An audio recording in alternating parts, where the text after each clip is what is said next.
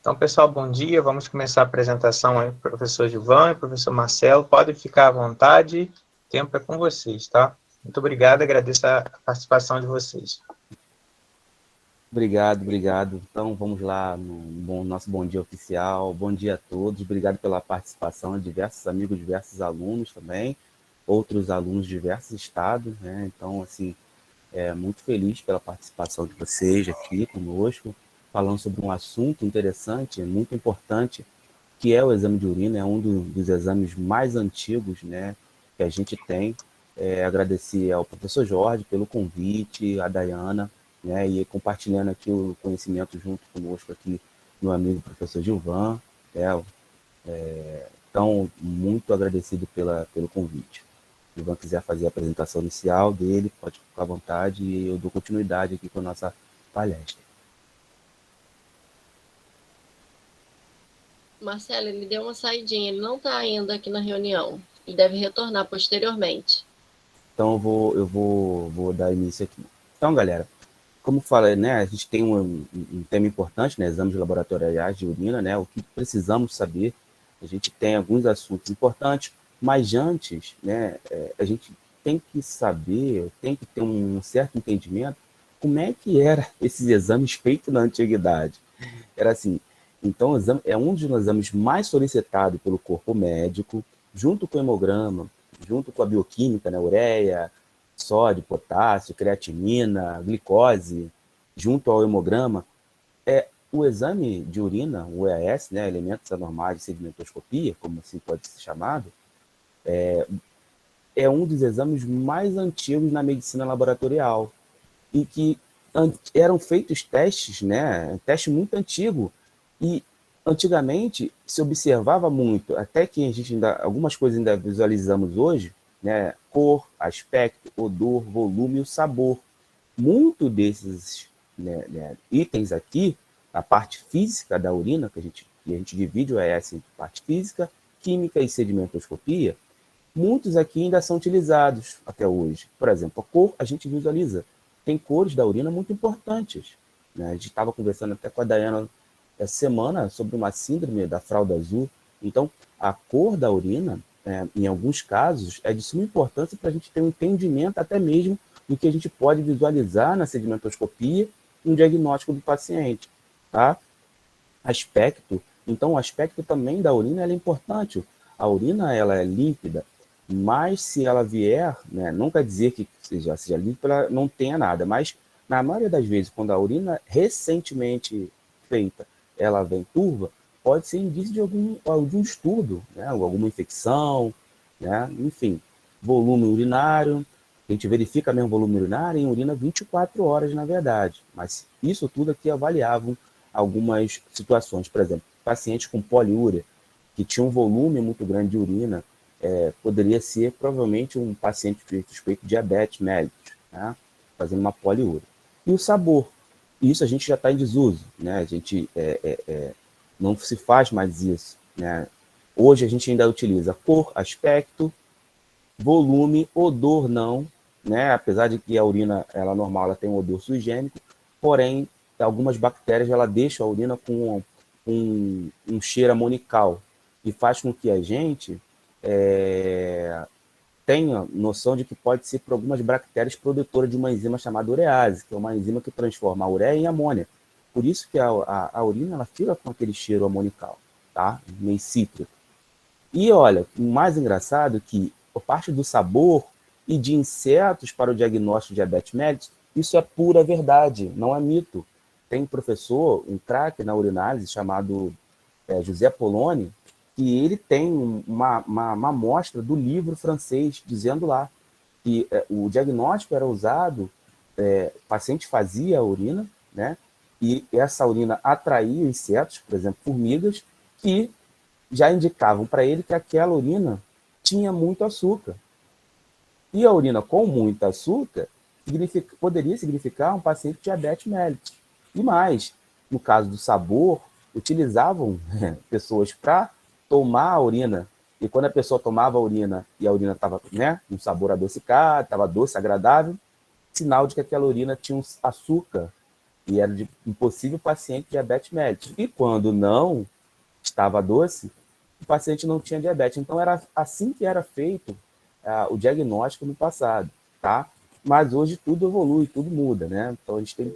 Só que, também quero ressaltar com vocês, há pouco tempo, uma aluna relatou que o avô dela urinava atrás da árvore e aí descobriu que tinha diabetes mellitus porque quando ele urinava ali atrás da árvore, atraía formigas. Então, a partir disso, tá?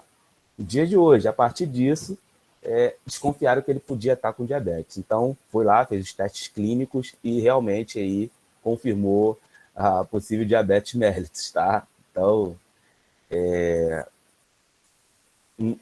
utilizavam isso antigamente e em dias atuais foi feito, não como diagnóstico, mas para ter um norte ali de uma possível diabetes para o paciente, tá? E aí, o que mais é importante a gente saber também, o que é a urina, por exemplo? A urina, que líquido é esse? A urina é nada mais, nada menos que um ultrafiltrado do plasma sanguíneo, ultrafiltrado do sangue. E esse ultrafiltrado do sangue, ele tem vários compostos, sendo eles orgânicos e inorgânicos. Por exemplo, sódio, potássio, ureia, compostos inorgânicos, sais minerais, glicose, vitaminas, proteínas, carboidratos, né? Então, você tem ali diversos compostos ainda que são necessários e outros que são desnecessários também, que são excretados na urina.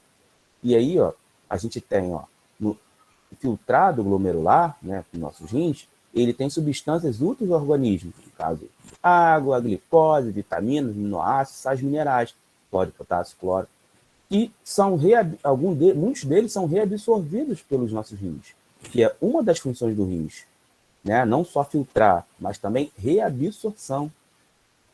Então, filtração, reabsorção e excreção, porque, olha lá, excreta substâncias que não são necessárias ao rins. Tem substâncias aqui que metade dela é excretada e metade dela é reabsorvida para manutenção ali do intestinal, né? Tanto a ureia, que ela é transformada em amônia ali pela região do intestino, por bactérias intestinais. E outra coisa importante da gente saber, até mesmo para o diagnóstico, ou entender alguns casos, é a fisiologia, a base da fisiologia renal. Então, a gente tem aí 2 rins, 2 ureteres, uma bexiga que armazena a urina e a uretra. Saber que a uretra existe um micro-organismo ali da nossa microbiota. Hoje a gente chama até de microbioma, tá? Até alguns dias atrás, eu até falava que a bexiga ela era um órgão estéril que armazenava a urina. Só que, lendo alguns artigos ontem, principalmente da microbiota, da microbioma, que são microbiota, são os micro-organismos residentes em alguns locais do nosso organismo, tá? A uretra, eu falava que era um local dotado de microbiota. Só que a bexiga eu falava que era estéril. Só que não é mais bem assim. Hoje, com o advento da biologia molecular e outros exames mais sofisticados, apuraram que a região da bexiga também são colonizadas por micro-organismos, né, da nossa microbiota, do nosso microbioma. Diversos, tá? E, além disso, ainda tem diferença de micro-organismo para homens e mulheres, crianças, adolescentes, adultos e idosos, tá? E pacientes com doença de base nem se fala, tá bom? E aqui a gente já falou de 2 ou 3 funções dos rins, para a gente entender o que é a urina e a importância do diagnóstico urinário. A gente tem as principais funções dos rins. Filtração, a gente já falou, aí não está escrito aí, mas excreção e reabsorção. 3. Olha que mais, ó, manter o equilíbrio eletrolítico, porque nossos rins fazem reabsorção de alguns elementos, por exemplo, sódio, potássio, que são íons, sais minerais importantes para a manutenção do nosso corpo, tá? Então, você tem aqui, ó, manter o equilíbrio eletrolítico, produção de hormônio, eritropoetina. Esse hormônio é super importante. É um hormônio produzido pelos rins que vai fazer a maturação das hemácias lá na medula óssea. Olha que coisa importante. Qual é a função do hormônio? Agir longitudinal. Então, o hormônio produzido pelos nossos rins, a eritropoetina, o pessoal da educação física gosta de chamar até de EPO, né? A eritropoetina é um hormônio produzido pelos rins que tem a função de fazer a maturação e o crescimento das hemácias na medula óssea. Ou seja, professor, então é por isso que alguns pacientes renais crônicos têm uma ligeira anemia. Sim. Se o paciente tem alguma lesão renal, se o rim não está funcionando bem, ele também não produz a EPO. E se ele não vai produzir a eritropoetina, consequentemente, as hemácias vão ter problemas de maturação. Por isso, você tem aí uma pequena, alguns pacientes pacientes renais crônicos apresentam anemias lá no hemograma, né? Então, a verificação aí tem uma combinação de diagnóstico, a urinálisis e o hematologia, que aí você vai indicar lá uma pequena anemia por conta aí da deficiência da EPO. Produção de enzimas, de angiotensina, renina, equilíbrio ácido básico, o pH, né, o potencial de hidrogênio, aquele que verifica a acidez, né, a urina ácida, neutra e alcalina, tá? Então a gente verifica, o nosso rins também mantém o equilíbrio ácido básico, tá? E algumas nomenclaturas que a gente utiliza no exame de urina, a gente pode ser, na solicitação médica pode vir urina tipo 1, pode vir também o famoso ES, com elementos normativos de microscopia, e sumário de urina. Eu acho que são os mais comuns solicitados, mas além desses também a gente pode ver assim também, exame de urina, é a mesma coisa, exame tipo 1, ou ES, ou sumário de urina. Então é bom a gente entender porque alguns médicos podem variar o seu pedido, tá? Algumas clínicas também podem variar no nome, que é a mesma função, é o mesmo exame que tem que ser feito, tá bom? Composição da urina, né? Então, a urina contém aproximadamente 96% de água e 4% de substâncias diversas provenientes da alimentação e do metabolismo normal. É essencial, né? Essencialmente, é uma solução de sais de cloreto, sódio e potássio, assim como a gente falou anteriormente, ureia, creatinina e ácido úrico. E aí você pode ser, a composição da urina pode variar durante o dia, como uma dieta de indivíduos, como estado nutricional, atividade física, metabolismo do organismo, função endócrina, estado geral do organismo e estado da função renal. Eu gosto sempre de falar, de sempre lembrar da homeostasia, da fisiologia normal que a gente tem. Então, a homeostasia é aquela parte, né, que mantém o equilíbrio da nossa substância. Eu gosto de dar sempre o exemplo da glicose, quando eu falo de homeostasia, que a gente, né, tem que ter aqueles valores estipulados de referência de 70 a 99. Então, a sua homeostasia em valores referenciais é de 70 a 99. Quando há um desequilíbrio, você tem uma mudança homeostática na sua fisiologia normal. E, a partir disso, você começa a ter doença. Então, se eu mantenho a minha homeostasia, eu mantenho meus valores, os meus rins trabalhando normal. Quando há alguma mudança, seja ela nutricional, seja ela patológica, eu tenho uma mudança na fisiologia normal do meu sistema renal. E, consequentemente, eu possa ter algum problema, acarretar em alguma doença. Tá? Chegamos aqui numa parte importante, né, da nossa explanação, que é relação aí à coleta e conservação de amostra de urina. A gente tem diversos tipos de coleta, diversos tipos de procedimento. Então, por exemplo, a gente tem aqui a amostra aleatória ou casual ou acaso, que é aquela amostra, por exemplo, a gente está aqui agora, passamos mal, né? E a gente vai correndo lá no hospital. O médico vai esperar você ficar 2 horas fazendo urina, você passando mal, para concentrar a urina, né? Para ser um exame mais durável? Não. Ele vai pedir naquele momento. Paciente internado, o médico tem um horário específico para pedir? Na maioria, dependendo do caso, não. Então, ele vai pedir naquele momento. Isso é amostra aleatória, amostra casual, tá? Uma amostra não concentrada que é feita naquele momento de urgência. Bom? E quando a grande problemática da amostra aleatória, em muitos casos, por exemplo, vou citar o exame de beta-HCG. Esse exame de beta-HCG, desculpa, precisa de uma urina concentrada.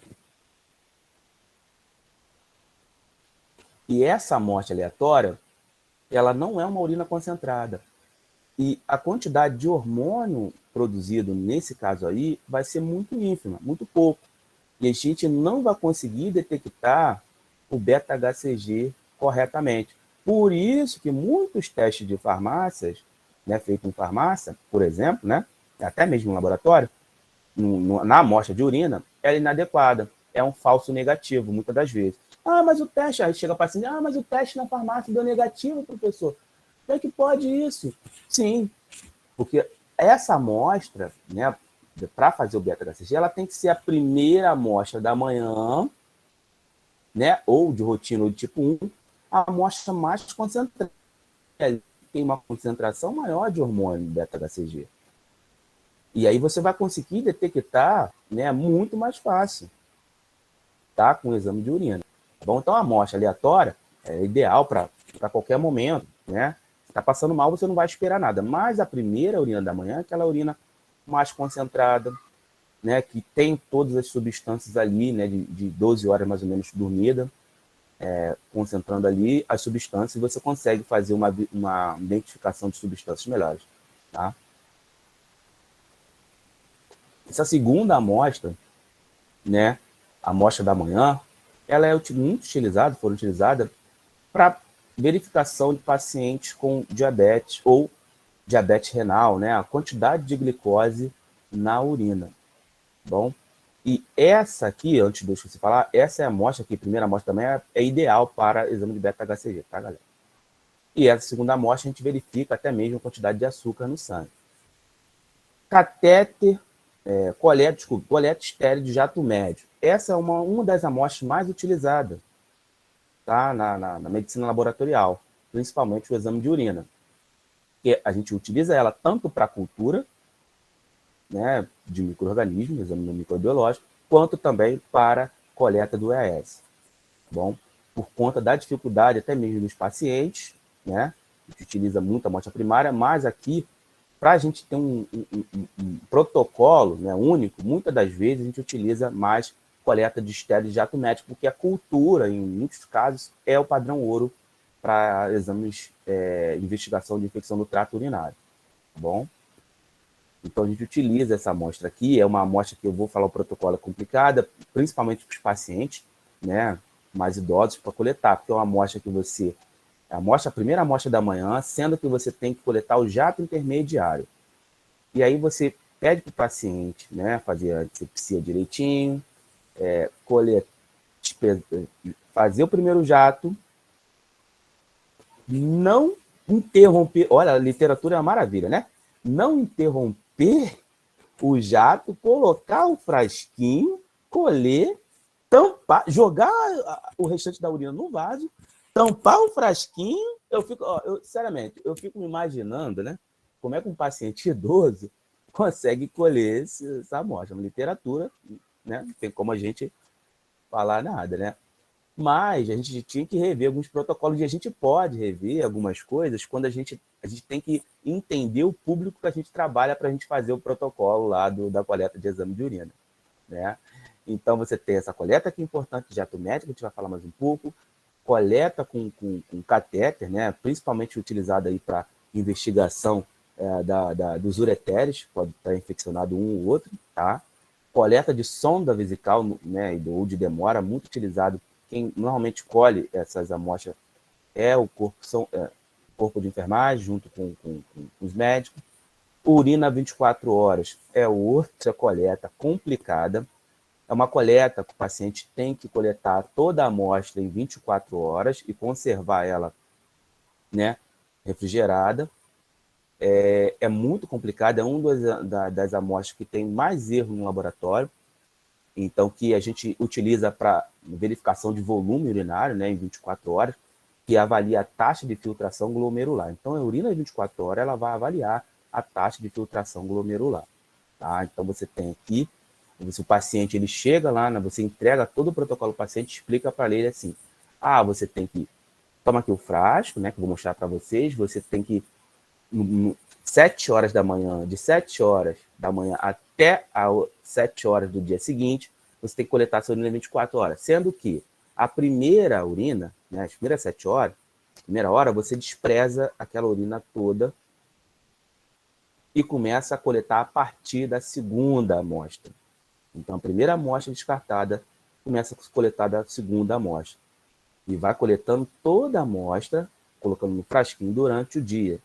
E chegando, né, no 7 horas do dia seguinte, formando as 24 horas, é diferente da primeira, você não vai desprezar, você vai coletar toda a urina ali naquele frasco na parte da manhã. E levar imediatamente para o laboratório para fazer as análises, tá bom? Então, é uma coleta complicada. Aqui a gente tem, ó, os frascos, né, de coleta e conservação aqui das amostras. Aqui tem saquinho coletor, aqui tem frasco de urina 24 horas, mas em rede pública, normalmente, utiliza-se aquela garrafa de água mineral. Não pode ser água mineral com gás, dá interferência nos exames químicos, tá? Ou seja, pode ser utilizada aquela garrafa de água mineral, mas não pode ser a garrafa com gás, tá, galera? Aqui você tem, ó, o saco coletor, né, sonda de alívio, né, que eu vou mostrar para vocês melhor. Aqui, ó, um outro frasquinho de coleta. Isso aqui foi uma maravilha também. Aqui tem o frasco de coleta tradicional, né, o frasquinho. Aqui a gente colhe cultura, aqui a gente colhe o ES, tá? Na ausência, né, o paciente que tem problema enxuteriano ou problema para urinar, a gente dá preferência à coleta da urocultura, tá bom? E aqui a gente tem esse frasquinho aqui, que é uma maravilha. Antigamente, ele só tinha esse tubinho cônico aqui, não tinha esse potinho aqui. Eu não sei quem foi a maravilha, né, o rei aqui, o maravilhoso, que botou esse potinho aqui para a pessoa urinar e transferir a urina para o tubo cônico, porque antigamente só dava um tubo cônico para o paciente. Então você fica imaginando ali como é que o paciente ia conseguir fazer a urina aqui. Era uma maravilha de urina que chegava aqui. Então aí um divino, né, ele colocou esse potinho para o cara urinar aqui e colocar, transferir a urina para cá, tá bom? Então, cada coisa que aparece. Então, ó, responsabilidade da coleta, o próprio paciente, técnico de laboratório e equipe de enfermagem. Todos são responsáveis, principalmente esse aqui, ó, o técnico de laboratório. Ele tem que saber todas as informações para poder passar para o corpo de enfermagem, para o paciente, para o médico, tá? O laboratório que é o responsável do exame e o protocolo do exame é feito pelo laboratório. A coleta por catete de urina, né, sonda de alívio, punção suprapúbica, são realizadas exclusivamente pelo médico e corpo de enfermagem, tá? Então, essas coletas aqui são realizadas pelo corpo de enfermagem ou pelo médico, nunca pelo laboratório, tá? Aqui tem algumas orientações, ó, importantes. As amostras de urina devem ser preferencialmente coletadas no laboratório, tá? Para evitar muitos erros. Então, a gente dá preferência para coletar no laboratório. Obter a primeira urina da manhã sempre que possível ou reter a urina na bexiga por no mínimo 2 horas antes de realizar a urina, de 2 a 4 horas. Por quê? Porque tem algumas substâncias, por exemplo, o nitrito, né, que a bactéria, o nitrito só está presente na bactéria, muitas das vezes, né, porque existem bactérias na urina, tá, do paciente. Porque as bactérias transformam o nitrato da alimentação em nitrito. Então, quando tem nitrito na fita química lá da urina, sinal de que possa ter ali uma bactéria transformadora de nitrato em nitrito. Uma bactéria que tem a capacidade, tem uma enzima chamada urease, que transforma a ureia em amônia e também transforma nitrato em nitrito, tá? Pelo metabolismo bacteriano. Então, é importante essa retenção aqui, no mínimo, do paciente. E por isso que muitos laboratórios pedem, você chega no laboratório e o laboratório pede para você, pergunta para você quanto tempo você urinou. Urinei em 2 horas. Então, tem que esperar mais 1 horinha para poder urinar e realizar o exame, tá? Não forçar a ingestão de líquido, a fim de diluir, né, induzir a micção, porque aí você dilui a urina e alguns resultados podem vir errôneos, tá? Você pode diluir algumas substâncias e até mesmo destruir algumas estruturas celulares. O frasco deve ser identificado corretamente, isso é de suma importância, tá, galera? Identificado corretamente, conferir os dados do paciente, receber a amostra, né, e anotar na etiqueta a hora e a cor da coleta, anotar no frasco se a coleta for realizada por um saquinho coletor, catéter vesical sonda, ou seja, receber essa amostra do corpo hospitalar, né, da enfermagem, do médico, e anotar tudo, a hora que foi coletado, o local, né, a refrigeração certinha, nunca coletar a urina da comadre ou papagaio, né, do saco coletor do paciente. Vou mostrar do saco coletor. Então, a urina nunca pode ser coletada desse suporte, tá bom? Aqui, essa de jato médio, ela é de suma importância, principalmente coleta feminina. Então, aqui, retirada da roupa abaixo da cintura do paciente para facilitar a higiene, porque tem paciente no ambiente, eu gosto sempre de falar, existe coleta de diversas maneiras em ambientes diferentes. Né? Então, ambiente ambulatório, o paciente faz sozinho, o paciente está lúcido, beleza. Paciente no ambiente hospitalar, muitas das vezes, ele tem que ser acompanhado por uma enfermeira para fazer a coleta, ou até mesmo para o técnico do laboratório. Então, você tem todo um procedimento a ser feito, tá bom? Então, você tem que lavar as mãos, separar a grande dos lábios, né? No caso, coleta feminina, higienizar a área genital de frente para trás, tá? Que essa higienização tem que ser correta, porque muitas das vezes a gente higieniza errado, e aí vai levar alguns, por exemplo, pacientes que têm contaminação parasitária, enteróbios vermiculares, por exemplo, você limpando de maneira errada, você leva esses micro-organismos lá para a urina. E aí, muitas das vezes, a gente vê esse micro-organismo na urina, mas não porque ele contamina os rins, mas sim porque foi feita uma limpeza inadequada. Bom? Então, manter os grandes lados separados, desprezar o primeiro jato no vaso sanitário e sem interrupção de micção, né, posicionar o frasco da coleta no caminho do jato da urina, recolhendo aí todo o jato médio. Né? É isso que eu já fiz, né? É complicado, né? Imagina certos pacientes fazendo essa coleta, é uma maravilha, né? Nesse jato médio. Mas a gente tem que melhorar esse tipo de coleta. Mas a literatura, o que diz na literatura para a gente fazer é essa aí. O professor Gilvan já está aí? Já voltou?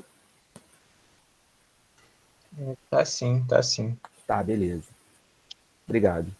Transferir aproximadamente 10 ml da urina para o tubo cônico, né? Isso é o procedimento para a gente fazer, caso coletar naquele frasquinho.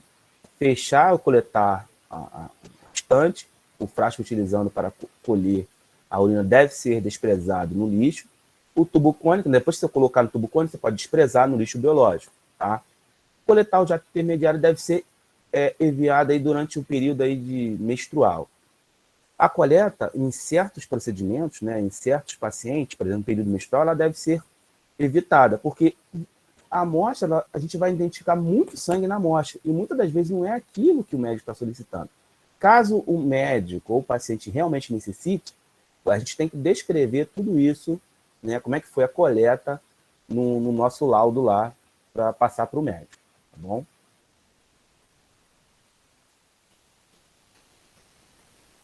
Coleta masculina, retrair o perpúcio,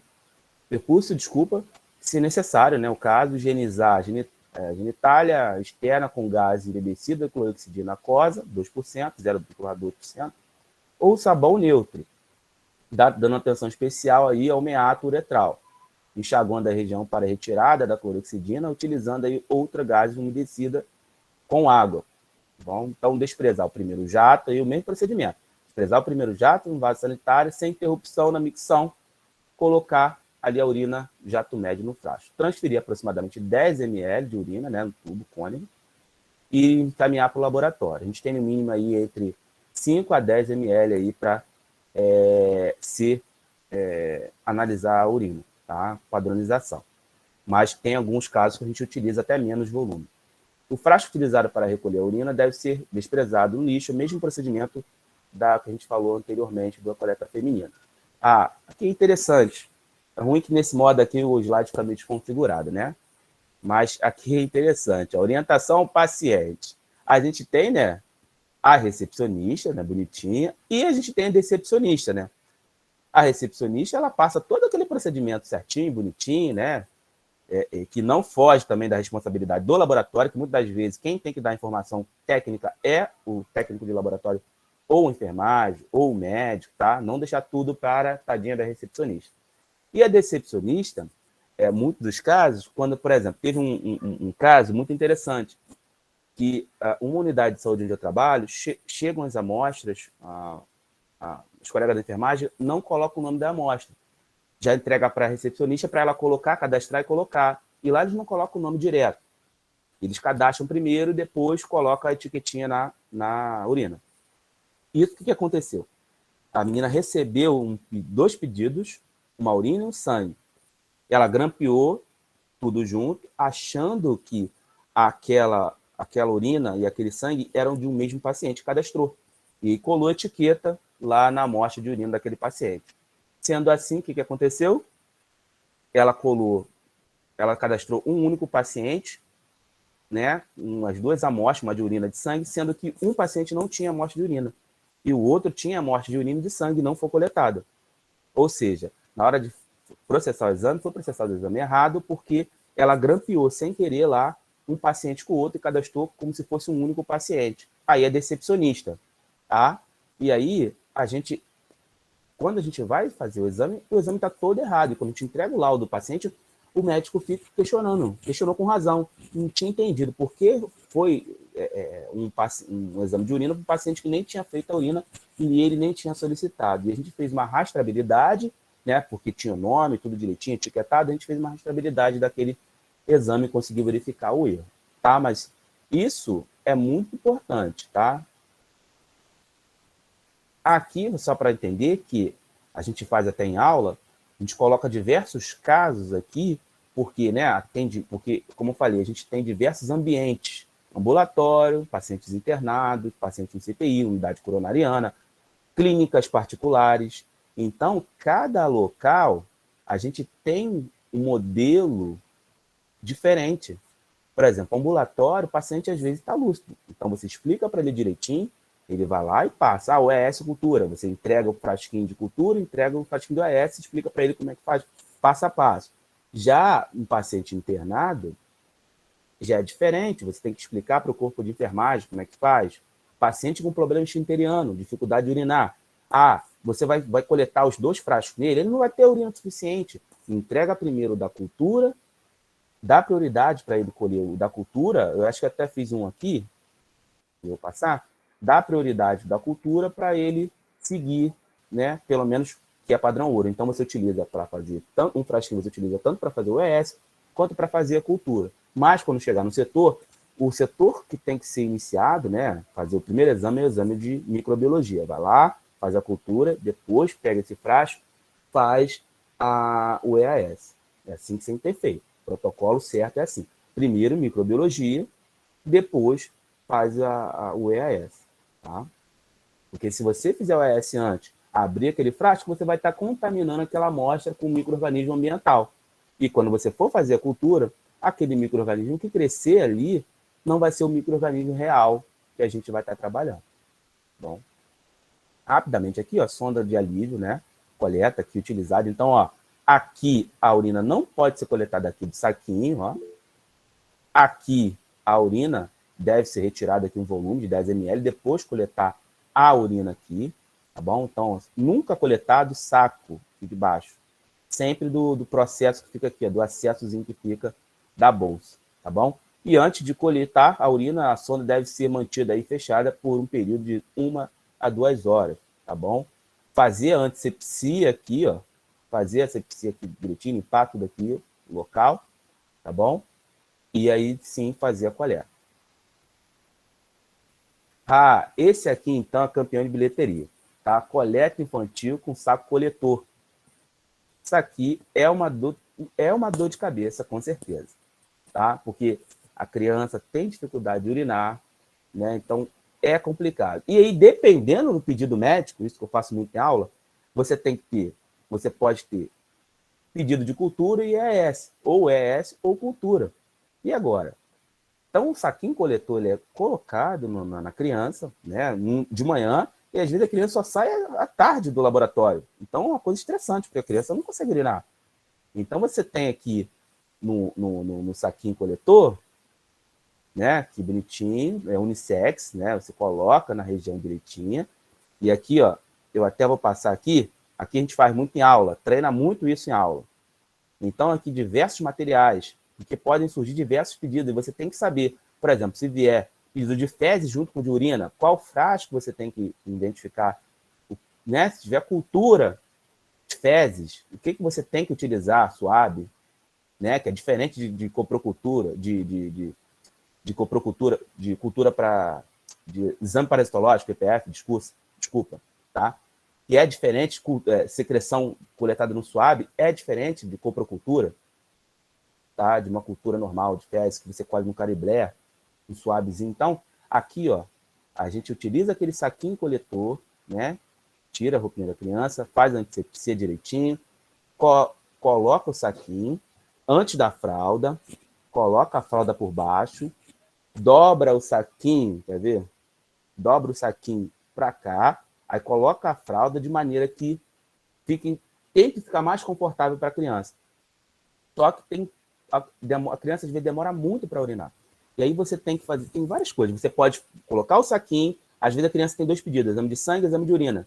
E aí você vai lá, coloca o saquinho antes de coletar a urina e colhe o sangue da criança. Normalmente, nesse período, a criança vai urinar, tá? E aí, tem esse macete. Também tem até umas alunas, a gente concorda comigo. A gente já conversou.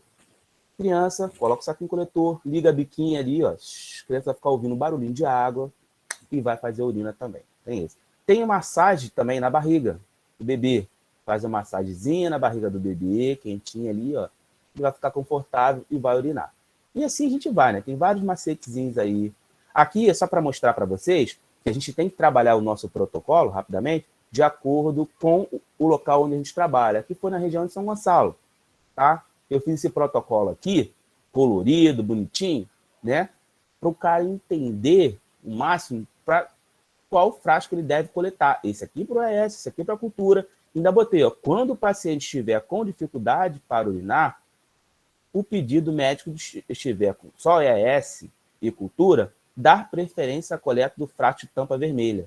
Aí eu botei colorido, seta, tudo apontando ali para o cara não errar, tá? Caso você tenha alguma dúvida, perguntar aos técnicos de laboratório durante o seu atendimento. Já coloquei ali, se tiver dúvida, tá? E ó, o material, né, colhido fora do laboratório pode ser entregue em até 2 horas, conservada com gelo. Aí, esse negócio aí de conservada com gelo ou no gelo é decepcionista ou recepcionista. Porque se você falar para o cara, conserva no gelo, conserva com gelo, imagina, aparece cada coisa que vou te falar. Vou só mostrar aqui rapidinho, aqui, ó, passar aqui. Isso aqui, ó, que aparece, ó. Se você não explicar ao paciente o que ele tem que fazer, vai aparecer isso aqui, ó.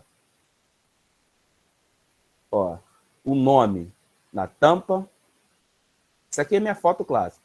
Se você tiver uma quantidade muito grande de paciente e colocar o nome na tampa, quando você for fazer o exame e tirar a tampa, você não vai saber mais de quem é quem. Olha outra coisa interessante aqui, é o seguinte, ó. Olha isso aqui, um frasco enorme de manteiga com a urina. Não dá, né? Aqui, ó. Eu gosto assim, ó. Você acredita que nos dias de hoje ainda vem entregar potes de manteiga com urina? E a pessoa era nova, hein, gente? Né? Adoro essas frases. Isso é real, tá, galera? E aqui, ó. Olha aqui o frasquinho aqui, ó. Olha o impostor aqui no meio aqui, ó. Isso aqui é um frasco, sei lá, parece aqueles frascos de mantimentos, né? Nem sei que frasco é esse aqui, mas ele não é o frasco ideal para a urina, no meio do bolo. Olha que outra coisa aqui, interessante, tá vendo aqui? Frasquinho aqui de creme cheese, sei lá, né? Parece. Aqui, ó, o paciente botou a urina, né, entre o gelo aqui. O ideal é colocar um saquinho separado, né, separar a urina, botar um saquinho do lado, né, porque a urina tinha que ser conservada de 2 a 8 graus, mas, né, o paciente não vai ter termohidrômetro para medir, mas que orientasse assim, né? Aí ele bota aqui, pode interferir com diversos exames, diversos mesmo, tá? E muitas das vezes o paciente, se você perguntar, se você falar para ele, traz a urina com gelo, sabe o que ele vai fazer? Vai pegar o gelo, vai botar dentro do frasquinho. a urina vai ser toda diluída, tá? Aqui é mais incrível. Olha aqui. Aqui, isso aqui é um frasco de água, aquele galão de 5 litros. O cara coletou para a urina 24 horas. Aqui tinha mais ou menos mais de 30 litros. Tá? Mais de 3 litros, na verdade. Desculpa. Um frasco, então não dá, né? Aí, ó. Manusear, então você aqui, para entregar imediatamente no laboratório 2 horas, caso não possa ser realizado 2 horas, utilizar conservante químico, refrigeração em 2 graus, não congelar a amostra, transporte da amostra com abrigo da luz, em caso de suspeita de bilirrubina, a gente tem que manter. Aqui alguns critérios de aceitabilidade, né, de recusão, amostra não identificada, incorreta, recipiente errado, dados da amostra discordando da solicitação, volume insuficiente, transporte inadequado, preservação inadequada da amostra. Tá? Então, o exame de EAS ele é dividido na parte física, química e sedimentoscopia. Tá? É claro que hoje não tem como a gente falar de tudo hoje, mas a gente vai falar de algumas coisas do professor Gilvan. E deixo aí agora à vontade do professor Gilvan comentar aí e só me falar para eu passar aqui nos casos. Tá bom? Ok. Todos me escutam? Escuta, Marcelo? Sim, sim. Sim. Tá ótimo. Primeiro, eu queria agradecer novamente o convite. Minha internet hoje está abençoada, está caindo direto, então eu estou aqui numa luta aqui da internet. Mas vamos lá. O professor Marcelo, deu um panorama de qual a importância desse exame, né, para nós que trabalhamos, tanto para a área de enfermagem quanto para a área de laboratório. Na verdade, nós somos grupos que trabalhamos com funções específicas, mas nós somos multidisciplinares.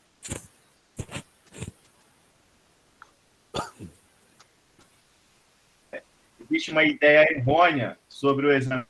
As pessoas acham que é só passar uma fita e o exame está concluído. Isso não é verdade, né? É um simples exame, mas não é um exame simples. Então, a gente está vendo aqui, nesse discurso do professor Marcelo, a complexidade que começa desde a fase pré-analítica. Né? Então, lá no início, na fase pré-analítica, que é onde tem o prescritor do exame, que é o médico, às vezes a gente já tem algumas não conformidades iniciando lá na prescrição. O médico, por exemplo, ele inicia uma prescrição dizendo que ele quer um exame de urina, isso é muito sugestivo. Então, a gente tem hoje uma série de exames de urina que são realizados, desde a cultura, desde a urina de 24 horas, que o Marcelo falou aqui muito bem, isso faz com que nós tenhamos aqui um pensamento voltado também para a coleta da amostra. Então, o Marcelo comentou ali as diversas formas de amostras relacionadas à urina que existem. Então, existe uma confusão ainda em relação a isso. E o principal, né? O principal do uma questão importante a gente falar aqui, que é o resultado, né? Então, a gente tem alguém que solicitou o exame, que é provavelmente o médico, e, posteriormente, a gente tem um paciente, que é o centro das nossas atenções, né? Então, quando a gente está realizando um exame de urina, a gente gostaria de ter uma padronização do exame para que o paciente recebesse o laudo o mais fidedigno possível. Então, a luta nossa, né, principalmente quem trabalha com uranálise, é dentro da padronização do exame. Então, a gente tem uma ABNT hoje de 2005 que fala sobre os exames de urina e ela é um pouco já defasada, né, desde 2005. Existe um estudo que está em andamento para que essa ABNT seja atualizada e aí sim a gente tem uma possibilidade de normatizar esse exame de uma forma mais concreta. E aí o professor Marcelo trouxe um panorama geral ali de como essa urina também é formada, que é importante a gente lembrar disso, tá bom? E eu vou dar uma ênfase maior no exame que é muito conhecido por todos, que é o EAS, que é o exame chamado EAS, que é uma sigla de elementos anormais de sedimento, tá? Então, os elementos anormais de sedimento, que é conhecido como EAS, é um dos exames mais solicitados dentro do laboratório. Né? Ele é comparado, inclusive, com a glicose e o hemograma, porque normalmente todo mundo que vai no laboratório, ou quase na sua totalidade, realiza um hemograma ou uma glicose, né? E o exame de urina, chamado EAS, ele é muito prescrito, ele é muito solicitado. E aí, então, eu vou dar uma ênfase maior nesse exame aqui. Obviamente, o tempo é curto, mas vai dar para a gente entender um pouquinho, né, principalmente para a galera que está aqui de outras áreas, né, enfermagem, técnicos, não sei se temos aqui biólogos, farmacêuticos, mas depois que vocês encaminham essa amostra de urina para o laboratório, o que é feito com ela, né? Quais são as nuances que acontecem no laboratório até esse laudo ser liberado? Então, a gente vai comentar um pouquinho sobre isso, tá? Então, o EAS, ele começa lá na fase pré-analítica, quando o paciente realiza a coleta, e aí o professor Marcelo falou bem sobre a coleta do EAS, que é a urina tipo 1, ou a urina de jato médio. Então, o paciente do sexo feminino ou masculino, né, ele realiza ali uma higiene local, e o ideal é que ele despreze o primeiro jato e, em seguida, colete o jato médio, né? E aí, então, esse pote ele é tampado, né, ele vai ser fechado, e ele tem que ser encaminhado ao laboratório. E existe uma regrinha aí que seria interessante que o paciente realizasse, que é a refrigeração da amostra. Então, o paciente, ele, ao coletar, ele deve manter essa amostra sob refrigeração, né? O ideal seria de 2 a 8 graus, e encaminhar essa amostra para o laboratório o mais rápido que ele pudesse. Chegando ao laboratório, a gente tem a recepcionista, onde ela vai dar o critério de aceitabilidade da amostra. Então, ali tem que ser visto se o gelo contaminou a amostra, se o gelo não contaminou a amostra, se tem gelo dentro da amostra, se não tem, se está bem fechado, se está hermeticamente fechado, se não está. Então, naquele momento ali, é o critério da aceitabilidade. No momento que nós aceitamos essa amostra, a responsabilidade ela passa a ser nossa. Então, a gente vai pegar essa amostra e vai iniciar o nosso processamento. O ideal, né? O mundo ideal é que a gente realize uma análise do EAS em até 2 horas, né? Se isso não for possível, a gente tem que manter sobre refrigeração e tem vários critérios posteriores que a gente tem que seguir para analisar. Marcelo, pode passar, por favor.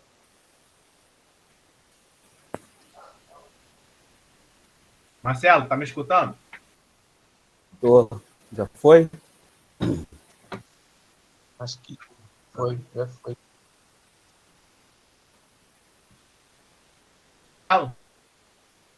Foi, já passei. Então, nesse momento, quando a gente começa a manusear, passa um. Nesse momento, quando a gente começa a passar, né, a analisar a urina, o primeiro critério nosso é a tira reagente, né? O primeiro critério nosso é a análise das características físicas, onde nós vamos analisar a cor, o aspecto, o volume, tá? Marcelo, pula uma. Depois, você pode ficar aqui onde tem aqui o... Pode ir para a próxima. Ótimo, tá ótimo aí. Então, o primeiro critério nosso é a análise das características físicas, né? É a análise física da urina. O paciente entregou esse pote, a gente vai pegar esse potinho e vai dar uma analisada. A gente vai homogeneizar e aí sim a gente vai olhar a cor, o aspecto e o volume, tá? São 3 itens importantes nesse primeiro momento, que é a primeira etapa do EAS. Então, o exame EAS composto por 3 etapas, a gente está falando da primeira, que é a análise das características físicas. A cor, o aspecto e o volume, você vai transcrever isso no seu sumário de urina, que nada mais é que o mapa que você monta antes de transcrever o laudo, né, informatizado. E o segundo passo, né, é a gente trabalhar com a fita reagente, conhecida também como exame químico, né? Essa fita, ela tem vários constituintes, né? Então, ela tem várias almofadinhas. Quem já trabalhou com urina aí lembra dela. Ela tem várias almofadinhas, só que ela também tem um critério de uso, né? Então, o primeiro critério nosso de uso é fazer a imersão na urina e retirar imediatamente. A gente não pode deixar, né, essa fita sendo afogada ali na urina.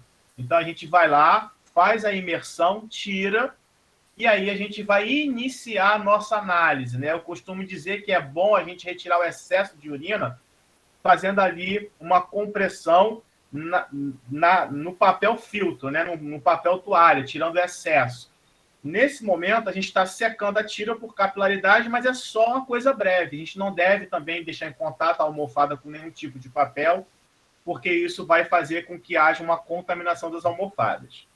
Então, essa urina, que já está sendo analisada na segunda etapa, que é o exame químico, ao fazermos a imersão e tirarmos essa tira, a gente vai começar a analisar ela justamente no frasco de onde essa urina foi tirada.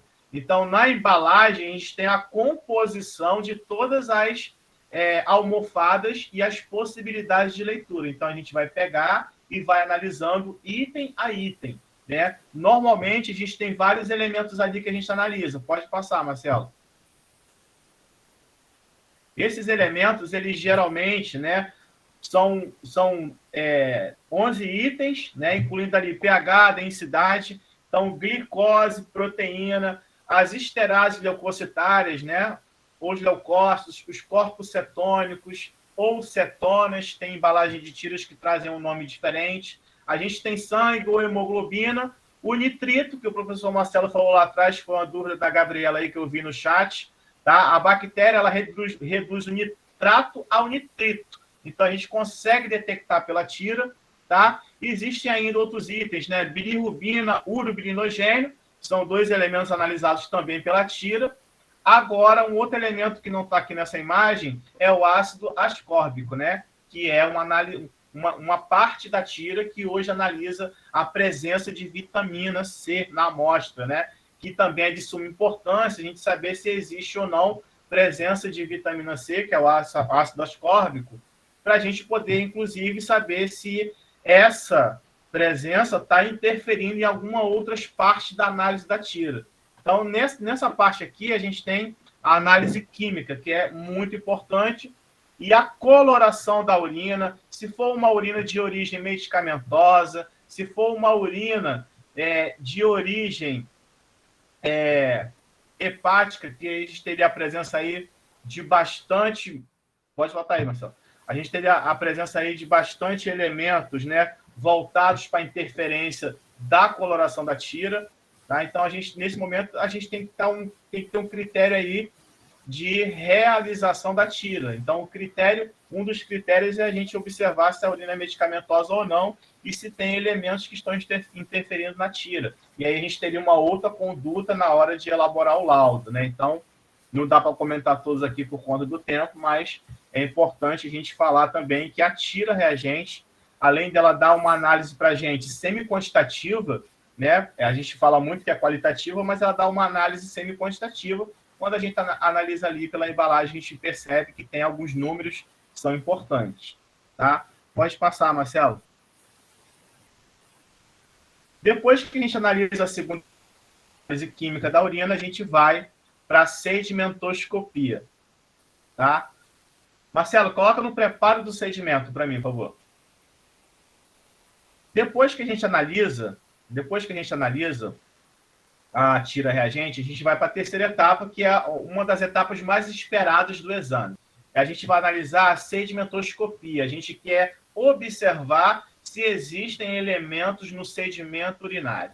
Então, para isso, a gente faz uma técnica básica, que é pegar o frasco de urina, colocar no tubo cônico. Aí a gente já tem uma outra particularidade do exame, né? O tubo precisa ser cônico. A gente observa muitos laboratórios realizando a centrifugação em tubo de fundo U, que é o tubo de ensaio. Não é uma questão adequada, porque ao centrifugar, essa urina ela vai sofrer uma força de rotação e ela precisa acomodar o seu sedimento no tubo cônico. Então, eu preciso que tenha que a centrifugação esteja sendo realizada justamente no tubo cônico para que nós possamos acomodar o sedimento urinário, que é onde estão os elementos que nós queremos analisar. Então, você pega o frasco, preenche ali mais ou menos 10 ml de urina e leva para a centrifugação a 1.500, no máximo 2.000 RPM por 5 minutos. Tá? Depois que essa centrifugação ela encerra, você vai desprezar o sobrenadante. O sobrenadante é tudo aquilo que ficou ali na parte superior quando você promoveu a centrifugação. Então, você vai pegar esse tubo cônico e você vai decantar, né? Decantar o sobrenadante é você desprezar o excesso de urina. E aí a gente tem ali no fundo, no tubo cônico, ali no fundo, uma parte que ficou acomodada, o sedimento. Esse sedimento ele ficou ali por conta da força de centrifugação. A força de centrifugação a 1.500, para quem é da área de laboratório sabe que a gente usa rotações muito mais altas, 3.500, 2.500. A gente faz rotações altas para promover outras atividades. Então, se eu quero separar um plasma, um soro, eu uso outras rotações. Nesse momento aqui, eu preciso de uma rotação baixa para preservar os possíveis elementos que possam estar ali na minha urina que eu quero analisar, tá? Feito isso, você vai desprezar o sobrenadante, vai também soltar o sedimento com leves batidas. Essas batidas leves, né, tem que ser controladas para que você não destrua cilindros, né, não rompa elementos que possam estar ali, como, por exemplo, leucócitos e hemácias, tá? Vai pegar uma porcentagem, né, desse sedimento, que é mais ou menos 20 microlitros, colocar numa lâmina previamente higienizada e depois você vai recobrir com a lamínula, né? Então, recobrindo com a lamínula, a gente acomoda o sedimento na urina e, a partir desse momento, a gente vai pegar e vai para a parte da microscopia. Tá? Pode passar, Marcelo, aí. Então, aqui é um exemplo de sedimentos que a gente pode ter após a nossa centrifugação. Tá? Então, as urinas medicamentosas que vocês estão vendo aí, elas têm uma grande relevância, principalmente na análise da tira reagente. Às vezes não tem tanta relevância assim em relação à sedimentoscopia, porque a gente pode analisar o sedimento. Mas lá na tira a gente tem interferência. E aí a gente precisa, às vezes, tomar uma conduta de omitir a leitura, omitir de uma forma consistente, porque nós vamos respaldar isso no laudo na hora de liberar. Então, se eu passo uma tira numa urina que está totalmente verde e a minha tira fica toda verde, eu não consigo ler a análise da tira. Então, a gente coloca uma observação no laudo que a tira reagente, né, ela não foi liberada, ela não foi analisada por origem de urina medicamentosa, que está interferindo na reação. E ali a gente tem alguns exemplos de sedimentos, né? Os uratos, os sais de uratos e fosfatos são elementos que estão presentes também em algumas urinas, e aqui a gente tem os sedimentos já com a presença de algum deles, né? Então, só para vocês terem um panorama aí de como que funciona o tubo cônico. Esse é um tubo cônico, né? Às vezes muito conhecido também pelo pessoal da pesquisa, né? Na pesquisa a gente usa muitos tubos cônicos similares, inclusive de maiores volumes para acomodar os nossos meios de cultura, mas na medicina laboratorial, na assistência clínica, esses tubos são menores, com menores volumes, às vezes de 15 a 20 ml no máximo, e a gente vai usar para centrifugar e trabalhar com urina. Pode passar mais um, Marcelo. Aqui é uma urina, por exemplo, que a gente recebeu, né, que a gente não sabe se é uma urina medicamentosa ou é uma urina hemorrágica. Então, a gente tem aí algumas situações que podem interferir exatamente no exame. Então, a partir desse momento, a gente precisa ter o critério de análise da amostra. Então, a gente está na parte analítica do processo, né? Então, se for uma urina medicamentosa e eu passar uma tira, vai ficar tudo vermelho, eu não consigo ler nada. Eu não consigo ler absolutamente nada. Então, se for uma urina de origem hemorrágica, a gente vai ver ali uma hematúria maciça no sedimento, tá? Pode passar, Marcelo. Então, aqui, ó, é um exemplo do sedimento, né? Quando você centrifuga, decanta o sobrenadante, o sedimento que fica no tubo, no fundo do tubo cônico, é esse que está na sua tela. Então, aqui é uma amostra, obviamente, positiva para alguma coisa. Lembrando, né, as amostras que são realizadas não necessariamente vão ter todos esses elementos que a gente está comentando aqui, mas é sempre bom a gente trazer uma realidade também para que vocês possam ver que acontece. Isso aí pode ser uma leucocitúria, pode ser uma hematúria, a gente não sabe. A gente só vai saber a partir do momento que a gente colocar a mão na massa e levar para o microscópio. Pode passar, Marcelo. Aqui, por exemplo, né, à esquerda, a gente tem a presença aí de uma imagem e a gente tem aí uma hematúria maciça, né? Então, a hematúria maciça, quando a gente fala maciça, é onde a gente tem um atapetamento do campo visual do microscópio que você está observando, e essa hematúria acaba prejudicando, inclusive, a leitura, né? Quando forma esse atapetamento, a gente acaba não conseguindo visualizar as outras estruturas, né? Então, a gente tem uma hematúria maciça, né? Então, aí, nesse campo, por exemplo, já tem muito mais aí que 1000 hemácias. Então, a gente tem uma hematúria maciça. Aqui do lado, a gente tem, né, esse cristalzinho lindo e maravilhoso em forma de alter, né? Quem é da uranálise aí, quem já é íntimo, sabe que esse ácido úrico aí, ele pode surgir. Então, uma imagem aí bonita dessa. É raro também, não é raro a gente encontrar, porque o ácido úrico ele pode ser encontrado com muita frequência. Mas as formas que o ácido úrico apresenta... Pode ir, Marcelo.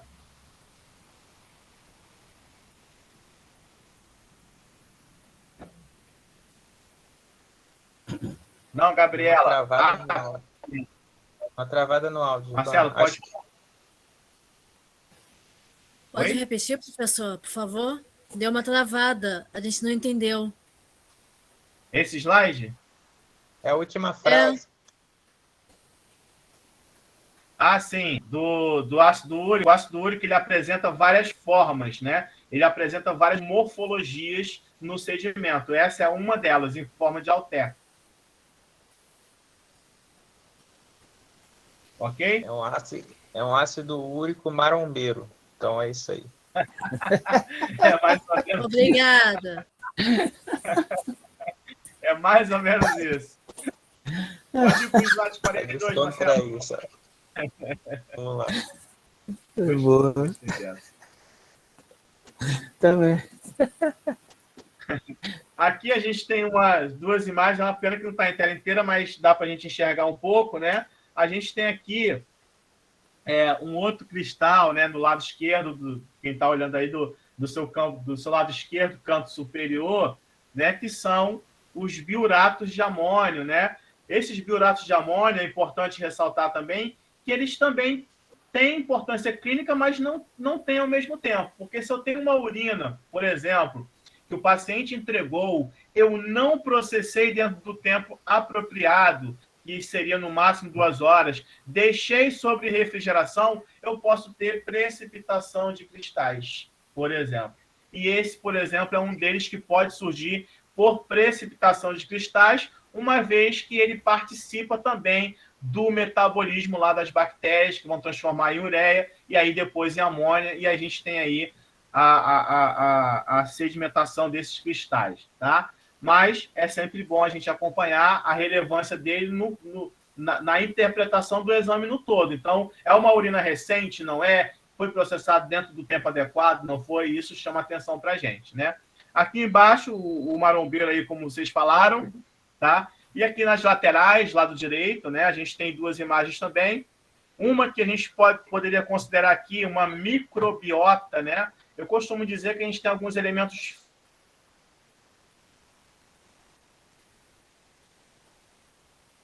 a gente analisa na microscopia, que são os cilindros, os leucócitos, as hemácias, a microbiota, a antiga flora bacteriana, a gente não costuma mais comentar esse nome, né? Flora bacteriana, porque já tá, a microbiota, inclusive, já está caindo. Agora, microbioma. Então, a análise, ela acompanha microbioma, exatamente. Ela acompanha aí a evolução, né, do exame, mas a microbiota ou flora bacteriana ainda é muito liberado por alguns laboratórios. Justamente a necessidade da gente padronizar o teste, né? Porque flora bacteriana, e aí muito antigamente liberavam também o exame ali, analisando as bactérias como ausente, né? Isso acontece em alguns laboratórios ainda, mas a microbiota, na verdade, ela pode estar presente. Só que eu posso ter uma microbiota normal, moderada, aumentada, aí eu tenho que analisar os campos de leitura que eu estou fazendo. E as bactérias, só para ressaltar isso, elas podem se apresentarem de várias formas, né? Em cocos, em bastonetes. Então, a microbiota, a gente tem que analisar o todo e não um único campo,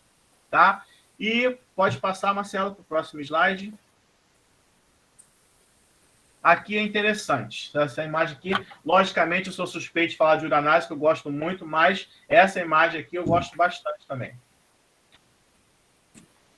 Então aqui eu tenho algumas formas do ácido úrico que eu estava comentando com vocês. O marombeiro lá atrás é uma forma, né? Então, aqui eu tenho uma outra forma aqui do ácido úrico. Eu tenho aqui centralizado um cilindro, né? No meu campo direito, embaixo, inferior, eu tenho um cilindro que eu posso analisar aqui, um cilindro misto, que é a presença de um cilindro com presença de leucócitos e hemácias. Então, a gente tem um cilindro misto. Lembrando que os cilindros, né, eles podem ser os mais variáveis possíveis. Os cilindros, eles têm uma matriz chamada matriz proteica, né? Uma matriz chamada matriz proteica de Thon-Rossford, né? Então, a proteína de Thon-Rossford, que é secretada à luz tubular, a gente tem a formação dos cilindros.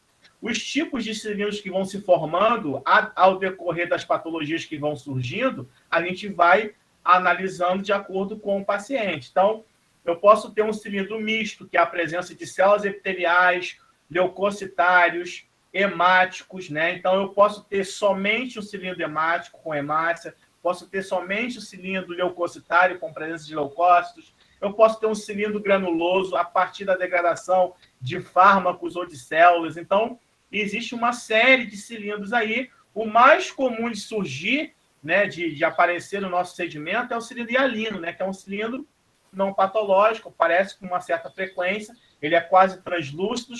Para isso, eu preciso mexer muito no meu micrométrico. Para quem que tem uma afinidade pelo microscópio, sabe do que eu estou falando. Então, para a gente distinguir alguns elementos na urina, principalmente, preciso mexer muito no meu micrométrico, que é um dos botões do microscópio, né? A microscopia ela é muito importante, o ajuste de luz é importante, tá? Pode passar, Marcelo. Aqui, outro formato do ácido úrico, na minha esquerda, em formato de roseta, tá? Pode surgir nesse formato também lindo, losango, bonito, maravilhoso. E aqui no lado direito, né, para não me prolongar muito, eu tenho uma outra imagem que a gente está observando ali uma hematúria, mas eu estou vendo também ali que tem um certo cristal ali que parece um envelope de carta, né? Esse cristalzinho ali é o nosso famoso oxalato de cálcio, né? O oxalato de cálcio ele é um cristal comum em urinas, porque ele pode ser proveniente, inclusive, da dieta do paciente, né? A gente tem uma dieta, às vezes, rica em determinadas folhas que podem fazer o surgimento dos cristais de oxalato na urina, podem trazer, né? Podem promover o surgimento, mas também ele pode ser oriundo de um cálculo, né? De uma pedra no rim, que a gente comenta, né? E aí conhecido também como as famosas litíases renais. Então, esse cálculo, ele pode estar presente ali nesse cristal, ele pode estar presente em decorrência de um cálculo renal. Então, há uma necessidade, às vezes, de se fazer o EAS, se o paciente estiver eliminando, né?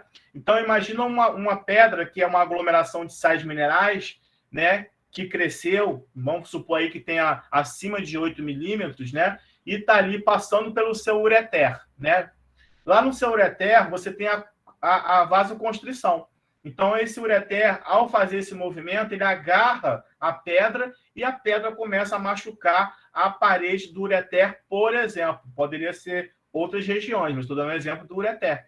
Então, o paciente sente muita dor e, às vezes, uma dor lombar acentuada, vai até a emergência achando que é muscular, quando chega lá tem um diagnóstico de um cálculo, tá? De um cálculo ali, fazendo justamente ali uma interrupção ali no fluxo do ureter, né? O ureter ele tem uma função importante, que é conduzir a urina até a bexiga, né? Então, o ureter tem várias funções, mas uma delas principais é essa, e acaba ali machucando a parede do ureter, e a gente tem um sangramento, então, na urina. Então, a gente tem uma hemorragia na urina, essa hemorragia vai fazer presença de hemácia, que a gente está vendo aí agora, e também tem a presença dos cristais. Estou dando um exemplo desse, que pode ser o mais comum também. Geralmente, 65%, 68% de cálculos renais são de oxalato, né? Então, a gente tem uma frequência maior desse cristal. Pode passar, Marcelo. Aqui, outra forma também do ácido úrico, né? Como eu falei, eu resolvi trabalhar em cima do ácido úrico para trazer para vocês perceberem as diversas formas. Mas nós temos vários cristais, né? A gente tem vários cristais geralmente cristais que têm uma característica de urina alcalina ou ácida, né? Ácida ou alcalina, mas também cristais que transitam ali nos dois pHs, né? Então, a gente tem a possibilidade de encontrar cristais de característica alcalina, de característica ácida, mas eu tenho um cristal que costuma transitar nos dois pHs da urina também, tá? Então, aí, vocês estão vendo aí uma forma, tirando a do canto direito, né? Superior direito, que a gente tem ali um novo atapetamento de hemácias e leucócitos, né? A gente não consegue ver as outras estruturas. Esses outros ali são os formatos dos ácidos úricos que podem surgir lindos e maravilhosos, né? E lembrando que o ácido úrico, só para fazer uma correlação clínica, a gente pode ter o ácido úrico ali pelo metabolismo das purinas. As crianças, elas podem apresentar esse cristal porque tem um metabolismo muito acelerado, mas eu posso ter esse cristal, por exemplo, associado à famosa gota, né? Que é ali pelo metabolismo das purinas, o ácido úrico fica muito alto, e aí o médico geralmente pede que o paciente faça uma dieta, né? Uma restrição alimentar de carne vermelha, miúdos, os miúdos que eu estou falando, aqueles miúdos ali que incluem ali o pezinho de galinha, né? Aquela moela que a gente gosta de comer às vezes como petisco, não sei se vocês têm esse hábito, mas eu gosto bastante, né? E a gente tem que evitar, né? Evitar consumir certos alimentos que vão fazer com que a gente promova o surgimento de cristais de ácido úrico, porque o nosso ácido úrico está aumentado. Então, existe aí uma necessidade de fazer uma certa restrição. Pode ir, Marcelo.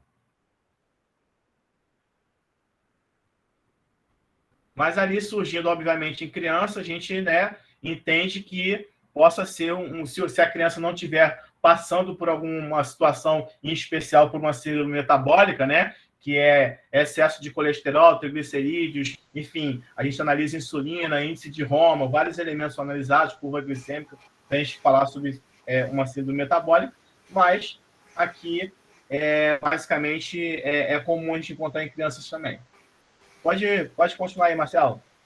Então, galera, dando continuidade aqui ao que o Gilvan falou perfeitamente, dos sedimentos que a gente pode encontrar, dos elementos figurados que a gente pode encontrar na ureia, eu trouxe aqui um apanhado, né? Não dá para a gente falar tudo, né?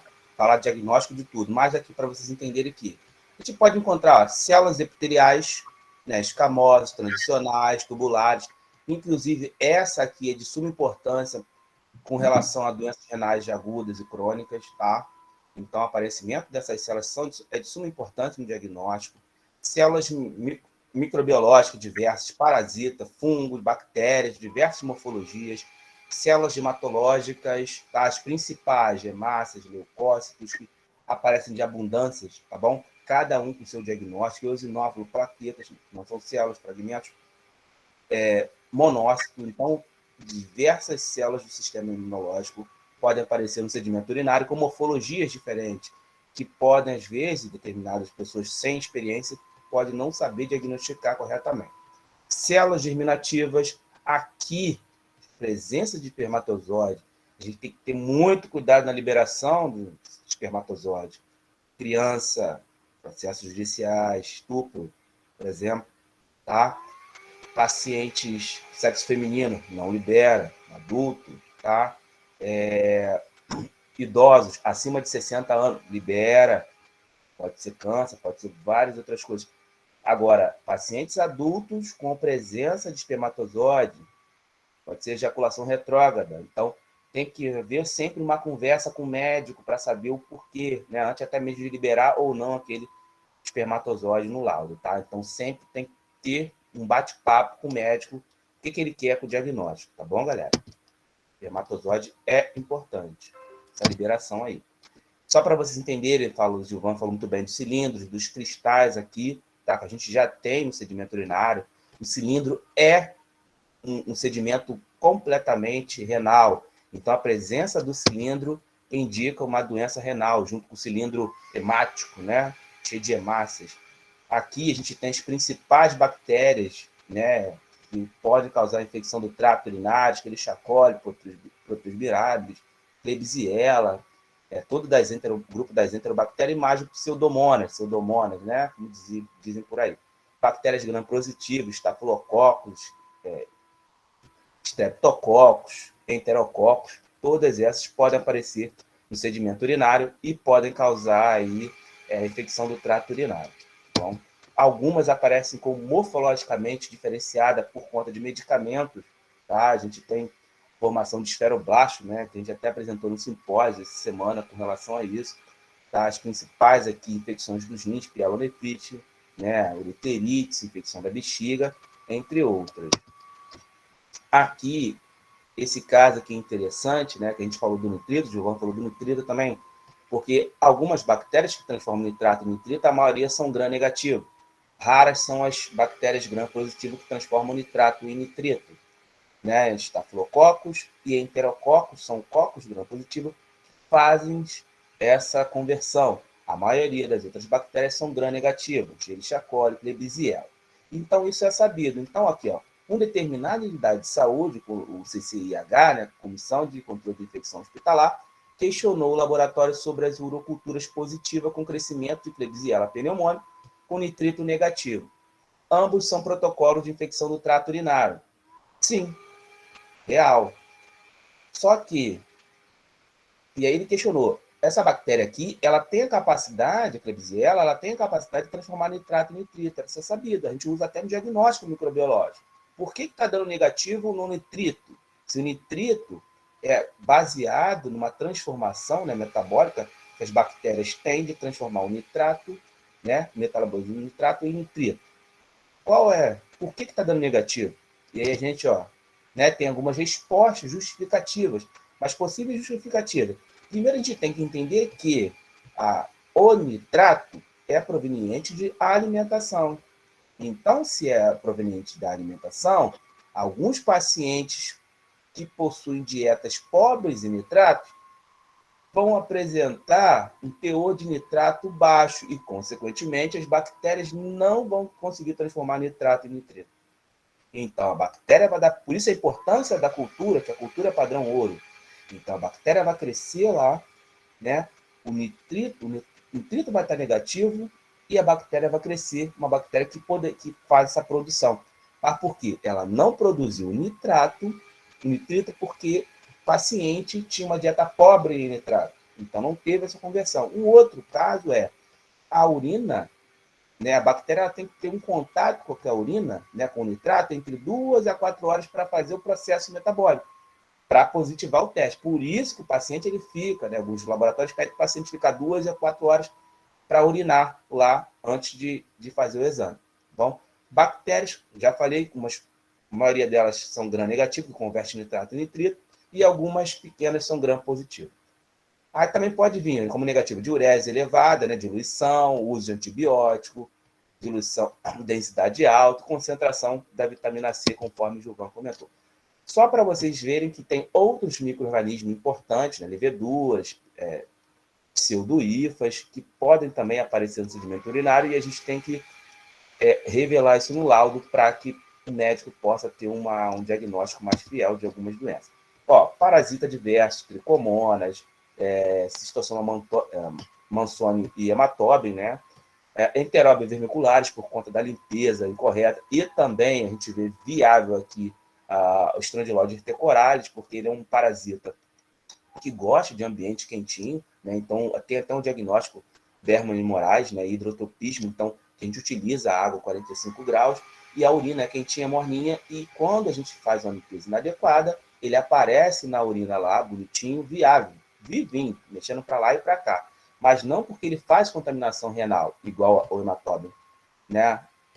Tem um novo agora, Diatofima renale, também não sabia. Também é um parasita também específico que causa doença nos rins, tá? O cilindro, né, só para reforçar, ele é uma estrutura completamente renal, formada aqui pelas proteínas de Tange-Hodgkin. Aqui também mostrar para vocês aqui alguns cristais do nosso arsenal aqui, diversos cristais, grumo de cristais de oxalato de cálcio, ou cristais monohidratado e dihidratado, né, aqui mistura cristais de oxalato de cálcio com de sulfadiazina. Você tem cristais diferentes. Aqui, um outro formato de oxalato de ácido úrico, ó, grandão. Ó. Aqui, ó, outro formato de ácido úrico aqui, como o Gilvan bem falou, formato de estrela, formato de balão. Outro cristal de ácido úrico parecendo com cristal de cistina. Cristal de cistina é patológico, muita coisa. Então, ó, esse aqui é um paciente que uma criança apresentou um cristal de ácido úrico com formato hexagonal que poderia ser confundido com cristal de cistina, mas era um cristal de ácido úrico, tá, galera? E aí, né, aqui a gente termina a nossa explanação, né? A gente já, infelizmente o tempo é curto, mas a gente quis apresentar algumas coisas para vocês, aqui com base na nossa literatura, aqui que a gente utilizou, né, e outros artigos também. E queria muito agradecer a vocês aí pela oportunidade. Espero que tenham gostado do nosso bate-papo, né? Foi curto, né? Meio enrolado no início, mas ao vivo acontece isso mesmo, né?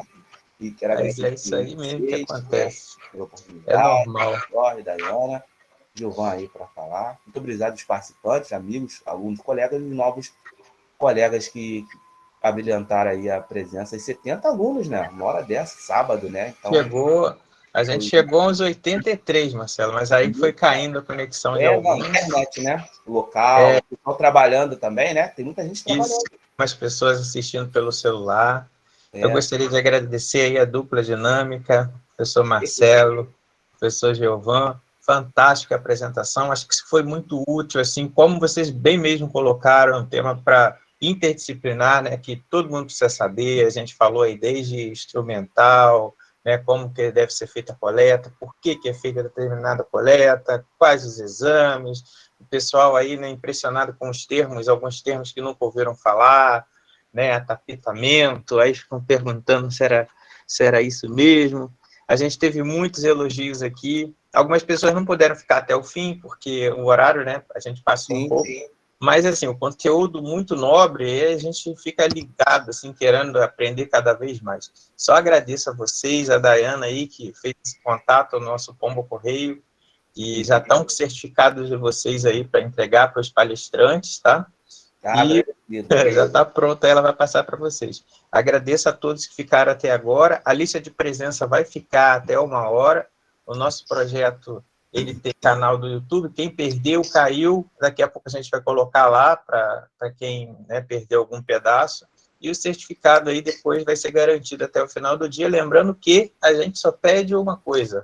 Vai lá e segue o nosso canal e curte ou comenta alguma coisa para poder o YouTube divulgar ainda mais esse conteúdo, né? Que nós estamos tentando levar conteúdo sobre saúde, qualidade de vida e também aperfeiçoamento e qualificação para todo mundo de graça.